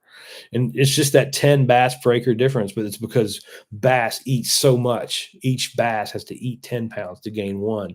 So 10 bass all eating 10 pounds. When you remove that from the pond, when you don't put that in initially, that's that much more forage going to 40 bass. And that's how they get so much bigger, so much faster. They're consuming more food. It's kind of like using cows or goats on a field so you don't have to mow the field. If you put a certain amount out there, the cows or the goats will stay healthy and the field will stay mowed. And you might have to shift them from one area to another, to let the grass grow back a little bit or whatever.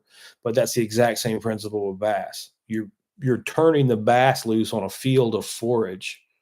However many bass you turn loose on it, there's only so much grass in the field for the cows, and there's only so much forage in that pond for the bass. So you have to understand that. And that's where guys mess up. They put too many bass in there and they don't have the forage to feed that many, so the bass don't grow.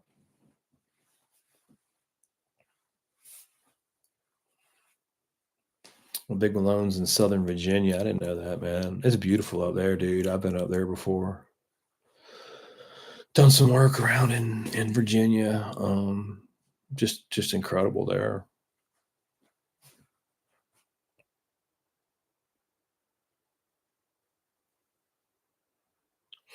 Yeah, Josh is making a good point. He says on here, if people pay attention, it's the grass and weeds kill more fish than they think, and they really do. And that's actually not even killing fish either.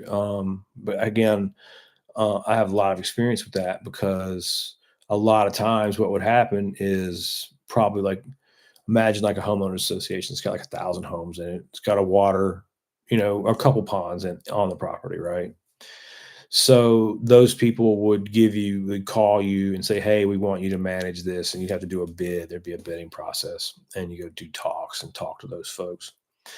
Um, and most of the time, those types of meetings and things were revolved around the weed problem in the pond and the trash problem in the pond because it was not visually pleasing when they drove through their community.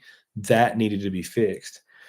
Most of the time, those communities would never pay you any money to mess with the fish population, to manage the fish population, do anything that we're talking about here, growing fish and doing genetics and all that. That was hardly ever paid for. You have a few clients that would be interested in that and hire you as a fisheries consultant, but you did not make a living as a fisheries consultant. You made a living as someone who cleaned up ponds and did dredging surveys and did dredging and other construction type deals. There was other ways to make money, but the stuff that we've been talking about here really wasn't. It paid a little, but beer money, not living money, I guess is the best way to put that. Um, so I would see a lot of ponds. Getting back to the subject, I would see a lot of ponds that were impacted by weeds. The weeds had grown out of control. And then it was a reactive type situation with the homeowner association. All right, we got to get a guy. So they call you and you go out there and you say, okay, well, the fastest way to clean this up is do a few treatments and I'll do it this way so I don't kill any fish and I'll use this product and blah, blah, blah. And you win the job and you go do the job. And then guys can use the pond again. The weeds are gone. It's cleared up, but the fishing's bad. The fishing's changed in some way from the couple years prior. And then automatically everybody goes, your treatment's messed up the fish. And I had happened to me all the time. And it's like, no, actually, your neglect of the pond for the last 2, 3, 4 years, or however long you let those weeds completely grow over this pond is what affected the fish population. Now I've removed the weeds so you can actually come in here and fish again. And the fish population has changed. That is true, but it's not a cause of anything that the chemicals did into the water. It's a cause of the fish couldn't eat each other properly. You completely disrupted the food web by having so much aquatic vegetation that it just disrupts the entire balance of everything. And like sometimes you get way too many bass fry living, so you get a whole pond full of 8-inch bass that have just eaten everything up. Other times it goes in other directions where the bass can't eat it all and seem to starve, and their other fish population kind of explodes and then creates a stunning problem in like bluegill or green sunfish. So again, you don't get like consistently, like we've been talking about this entire time. Each pond is different in a way, but you don't ever get anything good out of letting weeds grow over 30% of the pond. that's where it really starts to negatively impact the fish population. Mainstream, what's up, my man? I've been on here running my mouth. I actually was trying to do a thing with Streamyard and it didn't work. So I came on here to see if I came on, maybe it would upload it or something, because I don't know what I'm doing. And then everybody started coming aboard and I started talking an hour and a half ago. And I haven't quit. But it's been good, man. It's been fun. There's been some really good questions. Appreciate everything, guys. That everything that we talked about today will really help a lot of folks. And a lot of folks a couple hundred people will end up watching this over the next couple weeks. There's actually pretty good following on these things. So shout out to you good folks. If you'd like to hear this more content, this is a good place to hear me. I've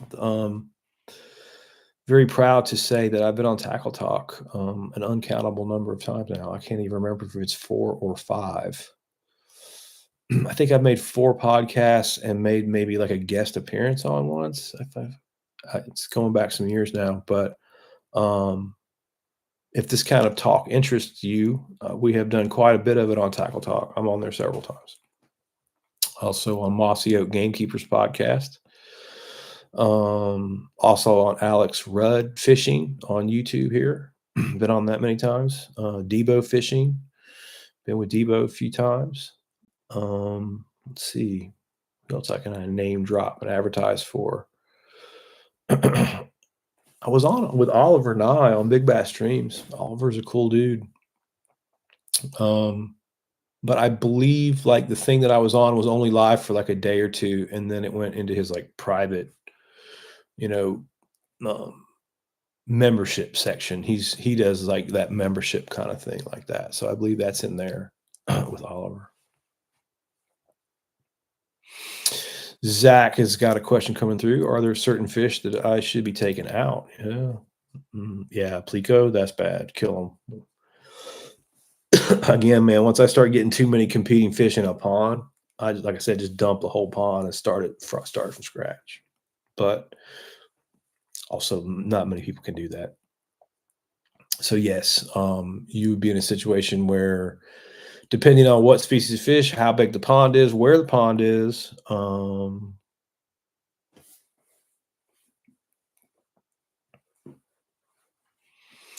best thing you can do as an angler to remove weeds in local ponds and your canal. Yeah, good luck with that, bro. That's really kind of up to the state, dude. Just you taxes, pay your taxes.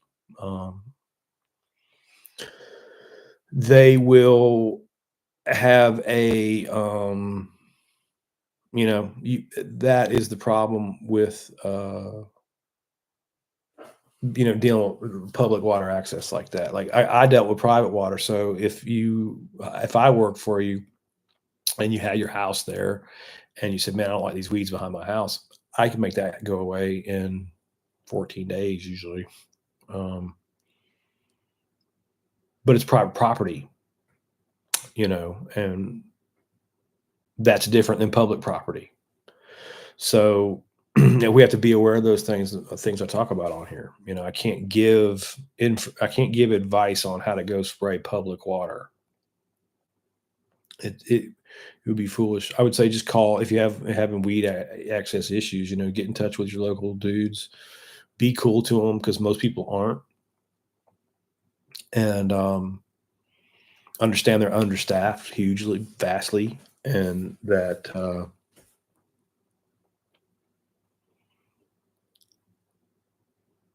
you need help in understanding what you can do on a local level to help them out, because every place is so much different too. Depends on where you're at.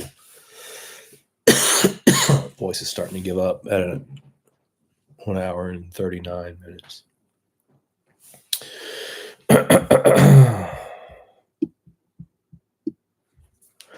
Yeah, I would check online first, man. Just especially in Florida, man. There are so many different management types, governmental type management. There's the Park Service out here, the Forest Service out here, the Game Warden out here. Um, one place you could probably check in Florida is the what is it called? Adopt a Lake program. I believe over there in Gainesville, we're in it here on Rodman. You take monthly or quarterly water samples and submit them over to the universities. It's like a volunteer type thing for water testing. And water testing is good. It doesn't really give us any information long term on bass growth or anything like that. Bass growth is all about the balance of the predator to prey more than it is the quality of the water. There's many different places across the country that have really different water quality that all grow great bass. You know what I mean? Getting great bass growth again is a combination of having the right numbers of bass per acre and limiting the amount of competition for the amount of forage per acre. And that's where the real art of growing huge bass comes in, is being able to manage the predator prey density.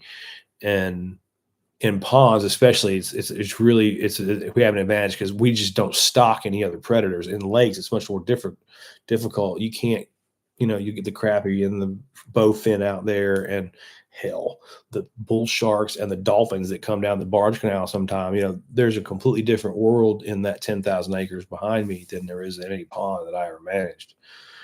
And that's where a lot of guys mess up. They think they should be throwing all the fish that's in the lake in the pond, and they shouldn't. It's a bad idea.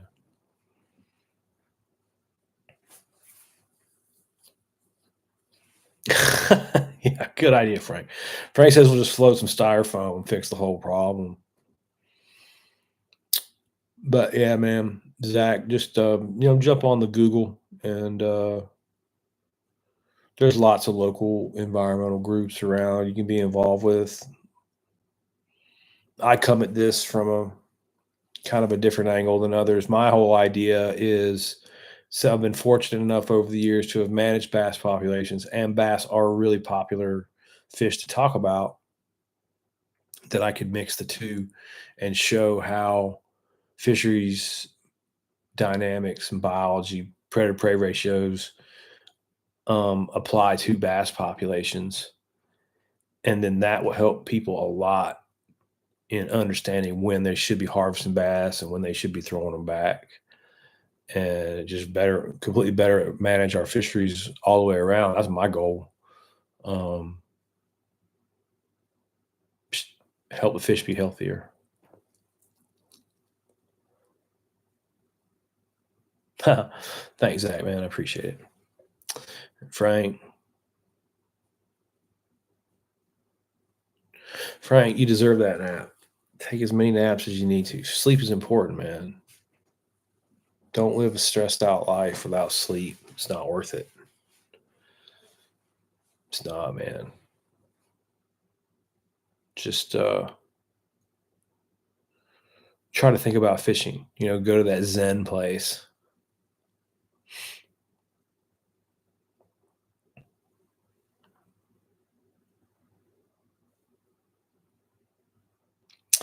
Josh is. I'm reading. I'm giving my voice a rest. Trying to anyway. Run my mouth too much.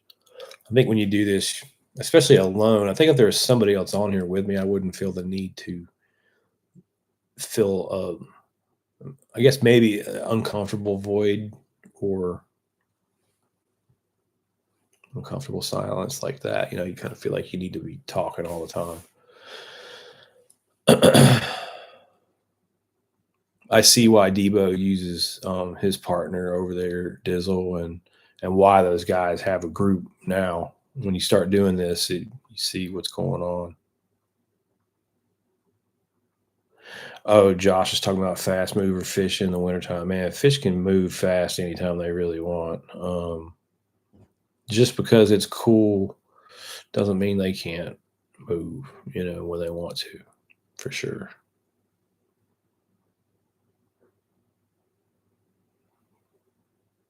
Windy one tomorrow for Big Baloney says. I've had some beautiful weather here. I do need to go fishing. I need to stop talking about all these lure ideas and put some of them in the water. But, you know, um, page is growing and I'm putting together some cool ideas. I think it'll be I'm trying not to be a fishing page. I mean, I can be a fishing page. You can fish a little bit. That's cool, but um right? I'm with you on that, Frank. Yeah, I could use help. I can use whatever help I can get. I can't even figure out how to make StreamYard come on here and go live. So yeah, it happens.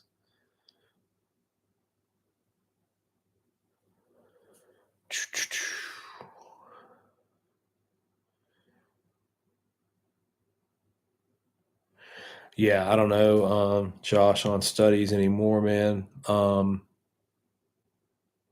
There is so many places online that have the studies, and actually, who did something on that was Tackle Talk, Andrew.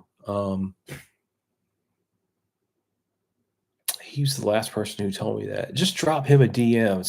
Tell him you talked to me and you had a question about where he's looking up his fishery studies online. I can't call it right now, but I talk to so many freaking people now I forget shit. Oop, I can't say that either. I'm getting dinged on YouTube. Um, I've watched all these videos on how to get monetized. That's kind of the goal, is to use this to make a few bucks. So getting dinged is bad. I learned that. I haven't gotten dinged yet, but I also shouldn't be saying things like that.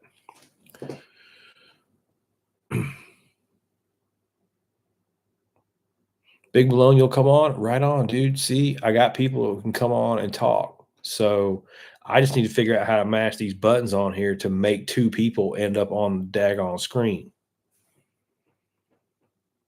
That's where I fail. And I'm looking right now and I still don't, there's not a thing that says like, hey, have your buddy join and it'll split the screen and make your life easy. It's like I need to be able to hack NASA and run this computer. And I did not grow up with computers, man. We had a computer lab in college where like the only computers you could use were in a door in a room over there. You go in there and you swipe the card and you got on the computer. Nobody had laptops and crap.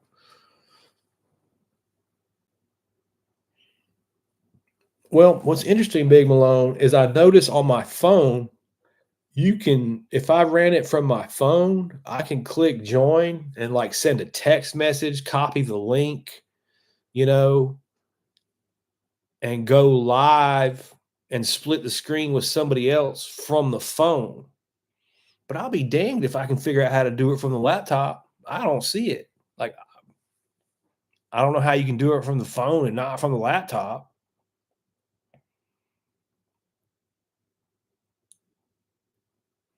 Let's see. Frank's got one coming through, and I've got something pulled up over your question. I can't read it, Frank. Hold on. All right.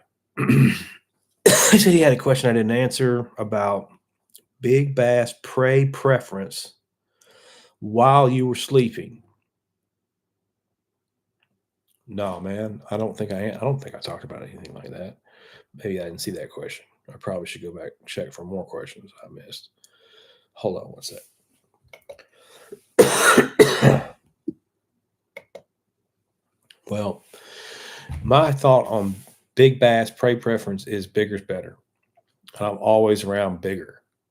If I'm going to switch my baits up, I'm going to switch them to big. I don't present baits that are small all that often. And as a matter of fact, I've gone through the stuff that I normally fish with and then a size bigger before I go to a size smaller usually. That's just kind of my natural instinct on it. I think putting something in front of the fish big, like hits it instant, kind of like, all right, so what is jerk bait, right? You throw the jerk bait in, pop, pop, pause, pop, pop, pause. You get that cadence going. You find that right thing going with jerk bait. But what are you creating? Well, that's a reaction strike. That's not really a feeding strike. The bass are in a condition that they'll react to something in the same way like a cat. Just instinctively, like if you just take that feather on that stick and throw it in front of a cat, most of the time that cat will attack it, right? Bass the same way. And that jerk bait's hitting on an instinct just like that. And that's why you'll get the jerk baits on the outside and the body and the head because you've triggered it. It's not really even wanting to eat it. It's just freaking out on it like a cat would freak out on it. It's getting whacked, getting pulled. You get hooks on it. And another way to think about that kind of like fishing would be like you're creating that fish to bite. The reaction is creating on that, right? You could throw everything over. And I've done this plenty of times. Throw the tackle box over a point, not get any bites. Go to the reaction bait. Go to speed. Go to the boom, boom, boom. Pause, pause, pause, and the fish start to bite. You see what I'm saying? So going back to what we were talking about, large lure presentations, I think that's one of those instincts, kind of like that reaction. A larger injured looking fish, I think, has a better chance of getting that bass to go, oh man, that's worth it, and light it up than a smaller one. Now, that doesn't mean I haven't gone out and caught huge bass on small lures because, absolutely we've all done that too. But that's kind of what I just think about it. Hope it helps.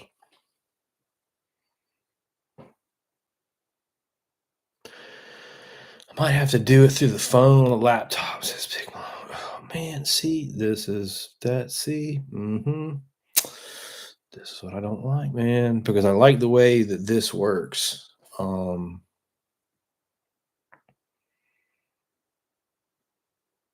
The computer works better going live, I guess is the best way to put that.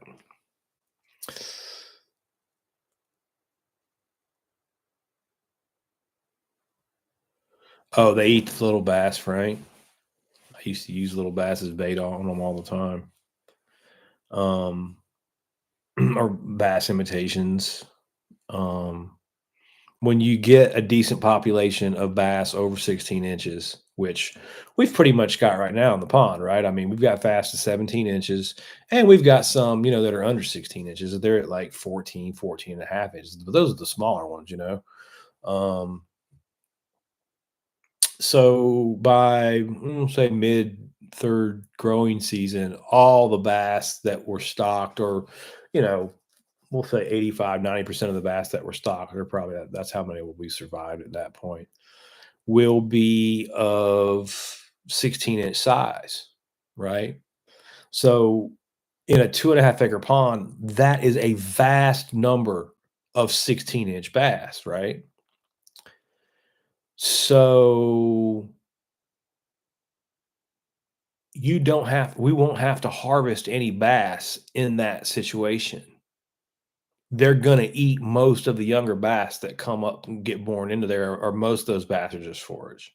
Think like of all the bass born, 99% of them are forage. They're done. They're dead. They're not making it either to their brothers or sisters or their parents. Doesn't matter. They don't live.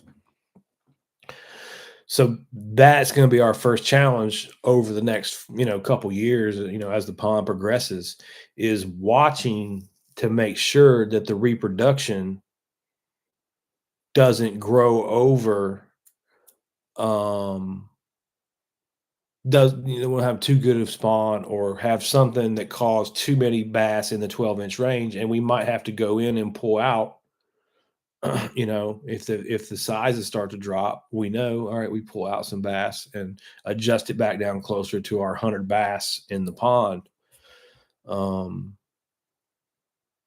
Because that's what we're going to be able to grow at these rates. If we go to 150 bass, the entire bass population slows its growth. it's just how that works. You're feeding more fish; they're all growing slower. Could we go to 80 fish and grow them faster? Yeah, we could. But now we're going down into the area of you're not going to catch hardly any of them. There's too few. They get really hard to catch like that. And you could actually lose the pond to having too many bluegill. The bluegill can raid the bass eggs right out of the nest. The bass can't protect their young from that many bluegill, and you lose your bass population, and then you kind of lose your pond. That's what happens going the other way if you have too few bass. So again, when you kind of see the balance, it can go wrong either, like a bicycle balances. You can wreck it in either direction. Same thing with fisheries balance.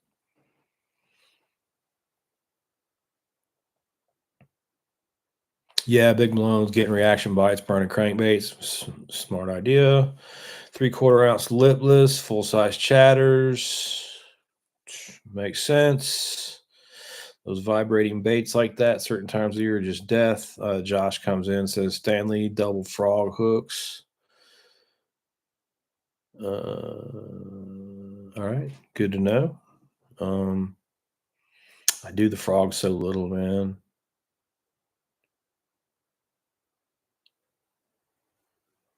I'm getting ahead of you, Frank. Can't even. I'm getting good at covering Frank's questions. That's good, man. Well, it's been 2 hours, boys, and I think I'm gonna go watch some Netflix. Unless you guys have anything ultra pressing. I appreciate you guys hanging with me, though, man. Sorry the StreamYard didn't work. I'm sure, Zach, anytime, man. I come on about once a week. I've kind of been doing it random, going live. Usually on Sundays, sometimes Saturdays.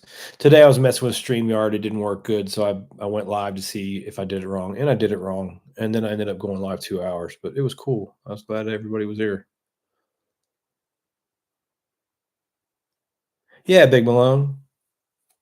Good. We'll go fishing that one day, man. Hit me up if you're in Central Florida, dude. I got a boat right there. Good to go. All right, boys. I appreciate everything, and I will see you probably do this again Sunday. See you next time. Later. Figure out how to turn it off. End it.